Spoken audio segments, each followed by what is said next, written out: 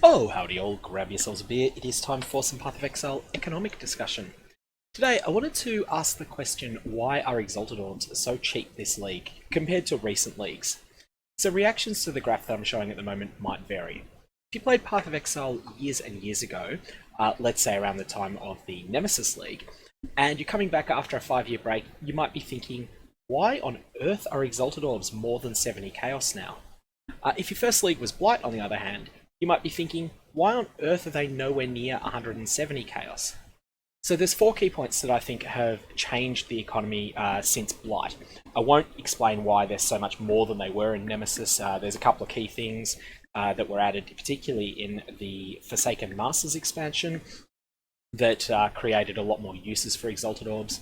But the key things compared to Blight, there are 4 points. The first one is reduced demand due to the Multimod Nerf. The second is GGG's constant war with cheating players and the fact they're doing a bit better in this league than they have in some of the previous ones. The third one is reduced demand due to alternate forms of slamming an item. So slamming an item is using an Exalted Orb for its original purpose of applying an additional mod to an existing rare. And the fourth one is the premium Zana mods that are available in the current league. So, I won't just go into the fear of missing out phenomenon that causes price swings to be more volatile. So one thing that you will see happens is that when people notice exalts are on a bit of a downwards trend, they often start panic selling. And you can sort of see it here with the shape of this curve. There's a slow trend downwards from from the 3rd of January, 4th of January, 5th of January, 6th of January, and then there's quite a sharp drop on the 8th. As people really get into fear of missing out mode and start just panic selling.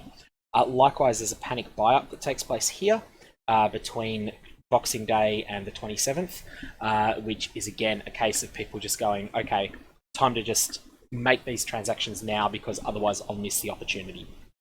Fear of missing out is a real thing, but it doesn't really change the direction of the graph, it just changes how quickly the changes percolate through the whole economy. So, the first big change from the last league is the Multimod Nerf.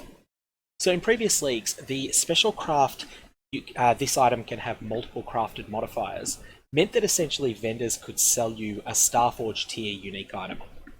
The way this would work is that you would use Transmutation Orb, then a bunch of alterations to roll an item until you had a single desired mod on it. Then you would regal the item and annul it, hoping to get rid of the mod that you just regaled on.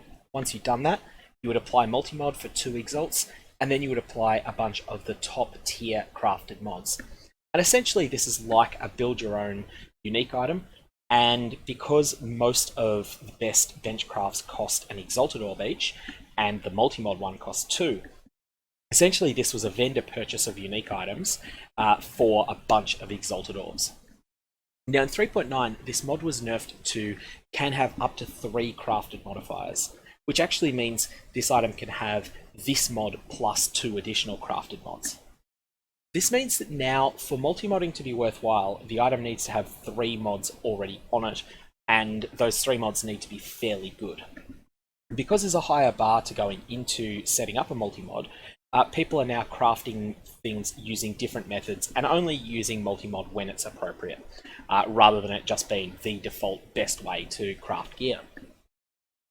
So this has meant that there's been a sharp drop in Exalted Orb demand, and people have instead used alternate crafting methods like fossils, and fossils will often produce 4 mod rares or 5 mod rares, and sometimes 6 mod rares, which then don't benefit from multi-modding. Really, you need a 3 mod rare for multi-modding to be useful. No more 1 mod rares that you then multi-mod out, or 2 mod rares, it needs to be 3, and then at that point, multi-modding is a viable option. Much less demand for multi-modding means much less consumption of Exalted Orbs. Many less of them are leaving the economy forever. Instead, people are sitting on them and trading with them. Okay, so second point is GGG's war with cheaters. Now if you played Path of Exile much, especially if you're in global chat or trade chat, you will have been exposed to characters that have been created for the sole purpose of spamming chat channels with ads that say, buy Chaos Orbs or Exalted Orbs from our website for real-world money. These sites are often pretty hard to read, as GGG tries to set up chat filters that stop their ads from ever being displayed. However, in a constant war between the chat filters and the intelligent humans behind these sites, the people do generally tend to, whoever's being proactive wins, and that is the pay to cheat sites. So first point I want to make is don't support these people. The spam is irritating, but it's a pretty minor factor. The main problem with them is they're behind the overwhelming majority of account hacking that takes place in the game. So if you ever read Path of Exile's Reddit and you see that someone's got a story about how their account was hacked and their characters were stripped, all the items sold, and all of their currency deleted, and it's ruined their entire league, the key reason that this has happened is that one of these pay-to-cheat sites has set up some sort of honey trap to trap Path of Exile players. And now, if that player had had better operational security and online security, they probably wouldn't have fallen for it. But they'll have clicked on a bad ad somewhere that's installed a keylogger on their computer, or they'll have fallen for something else, something that poses as a Path of Exile fan site, gets you to enter in your login name and your password for the game, or any of a whole number of other tricks. The net result is the same. The fact that these pay-to-cheat sites exist, that there's a market for these services, means that there are more people trying to hack your Path of Exile account. So that's the main reason that you shouldn't support these sites. Additionally, though, it's also flat-out cheating. Cheating in video games is pretty sad and pretty pathetic, and it strips out any sense of accomplishment to beat some special encounter, only to have relied upon cheating to get there. So yeah, don't use these sites. But worst of all, the demand for illicit pay-to-cheat services has led to most AAA games in gaming generally being dominated by cash stores that literally sell cheat codes. And then the games are redesigned to try to make you more determined to purchase these cheat codes. So they actually start being designed with what I'd term boring anti-content, like grinds that are there just solely to make you want to go and buy an XP potion from their store. Now, Path of Exile doesn't have any of this paid cheating garbage, and we want to keep it this way. The more that these sites fail, and the more that pay-to-cheat games like the original Western release of Arcade fail, the better, as far as I'm concerned. So, in some games throughout history, these sorts of illicit pay-to-cheat sites have used sweatshops in low-wage countries like Thailand and Vietnam to manually farm tradable commodities. So then they'll look like a real player that'll actually be playing the game, and using some of the same strategies that a real-world player would use to try and create currency. These are pretty hard to detect. However, this sort of thing is now mostly done by bots. And bots in Path of Exile struggle a bit with the random layouts in zones. This leads to many of them being programmed to farm zones that have almost static layouts, and the most lucrative of these is Blood Aqueduct in Act 9.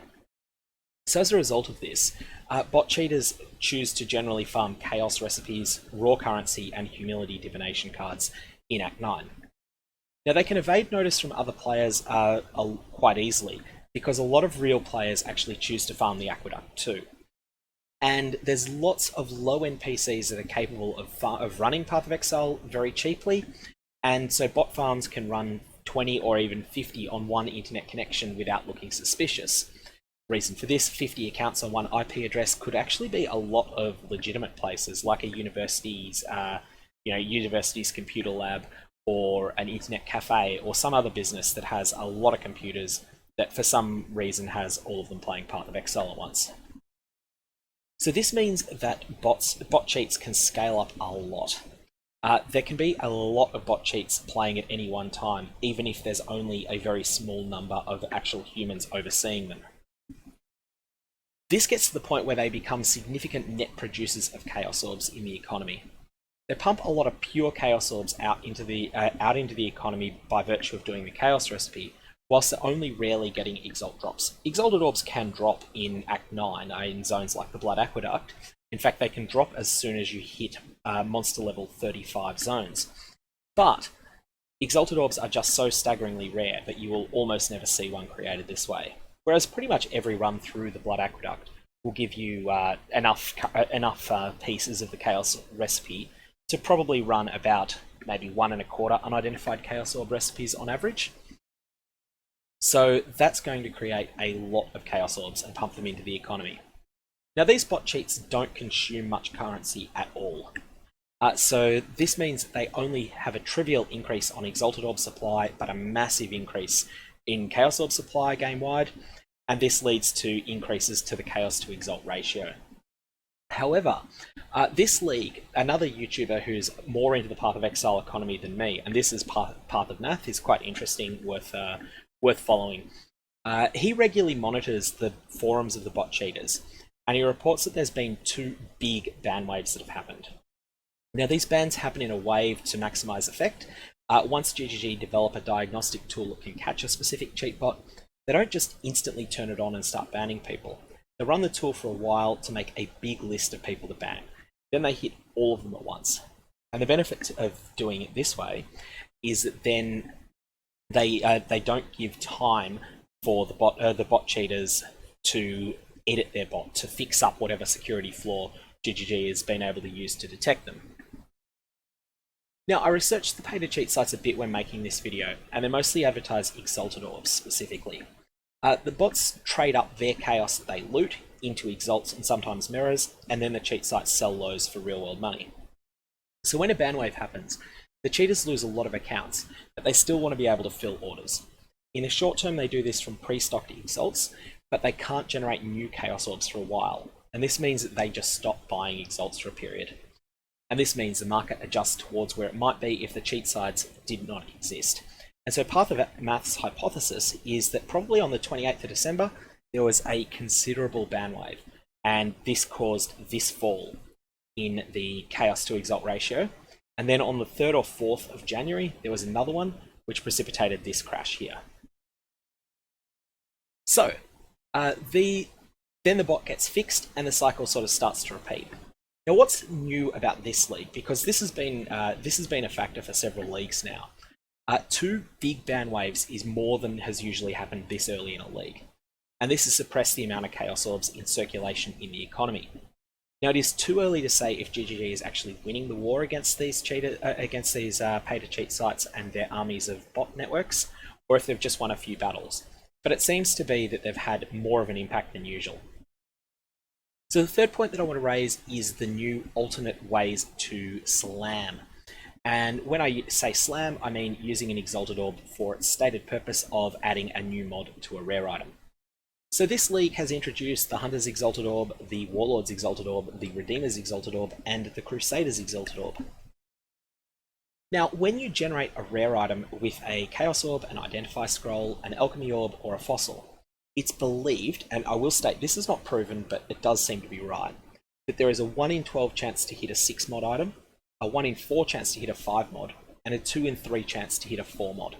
So this 1 to 3 to 8 ratio certainly matches my anecdotal experience, although my experience has not been tested statistically significantly.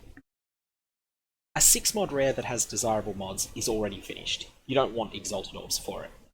A 5 mod rare usually gets finished with a premium benchcraft. With a 4 mod rare, in previous leagues, your best option was usually to apply a benchcraft to it first, and then to hit it with an Exalted Orb. At least to slam it if the item merited it. What's changed though now is that it's almost always better to complete the item using a strategically chosen Conqueror's Exalted Orb. So for many situations, the Hunter's Exalt is the most expensive of these various new Exalts. And that's because it's the most universally used across a whole swathe of different item classes. So for instance, if you have a 5 mod set of gloves that has 2 prefixes and 3 suffixes, then a Hunter's Exalted Orb has the following possibilities that you see here. Percentage chance to intimidate enemies for 4 seconds on hit, very desirable mod. Chance to unnerve enemies, very desirable. Strike skills target 1 additional nearby enemy is huge, and chance to impale enemies on hit with attacks is the weakest option, but is still a solid mod that will improve an item. So if you have your hypothetical 2 prefix, 3 suffix gloves that feel like they're finished, and one of the mods on it is a benchcraft, clearly you're much better off hitting it with a Hunter's Exalted Orb than you would be to hit it with a random Exalt that's going to pick something from this pool, and you might end up getting say 1 to 14 lightning damage to attacks. Big whoopee. You might wind up getting physical damage leached as life. you might get a small amount of extra armor. All of those are total rubbish rolls, whereas the hunter pool is excellent. So for this reason, it's now much less common to use an Exalted Orb when finishing off an item that was crafted via fossil crafting or even a Chaos Orb. Lastly, the fourth and final point is the premium Zana mods that are available in this league. So far we've discussed three factors that affect either Chaos Supply or Exalt demand. So cheaters influencing Chaos Supply less than usual, Multimod and Crusader Exalt suppressing demand for traditional Exalts. But there's this one more factor, which is how good the Zana mods are this league. So this league offers Legion as a Zana mod, which is the best loot hunting option available. It also offers Beyond as a Zana mod, which is the best XP generating option. Both of these are excellent Zana mods and have a small niche of players, just a small number of players, but that's all it needs, that use them every single map they run. Now these map mods cost 6 Chaos and 5 Chaos Orbs respectively, so 6 for Legion, 5 for Beyond. And the players that use them do not recover that many Chaos Orbs each time they run it. So running maps with Zana Beyond, the Chaos Orbs that drop in that map will not on average refill all 5. That means that these players are massive net consumers of Chaos Orbs, which is something that some of the previous economies haven't really had, players that are just using enormous amounts of Chaos Orbs specifically. Although Blight did have Harbinger just wasn't on the same scale as either Legion or Beyond. It's especially true for Beyond because the players that are really using Beyond in conjunction with the Headhunter unique belt that they already probably own in order to massively turbocharge the amount of XP that they're getting in maps. These players may very well be running as many as 50 to 70 maps an hour, all of which are using Beyond on them. So for that reason, a player that's running, let's say they're at the 50 end of this, that person is consuming 250 Chaos Orbs every hour. It doesn't take all that many burning 250 Chaos Orbs an hour, especially if they're playing for many hour sessions, to have a real impact on the amount of Chaos Orbs circulating in the economy. Anyways, that's just 4 points on why the economy of this league has turned out to be quite a bit different to a lot of the previous ones. I don't expect that the current Exalted Orb prices will particularly return to the extreme levels that they got to in Blight and quite a few of the recent leagues actually. Blight, Legion, Synthesis, and Betrayal, I think in all of those leagues have had Exalted Orbs either push through the 200 Chaos marker briefly, or at the very least get very close to it. I don't think we're going to go anywhere near that, and it wouldn't surprise me at all if this 147.9 Chaos ends up being the highest that they get all league. I think that the fundamentals of supply and demand of Exalted Orbs and Chaos Orbs that have changed, and we're going to see a new normal, and this new normal is lower. If you've got any comments or questions, and particularly disagreements though, definitely fire away below. Otherwise, I'll leave it there. I hope you have a good one.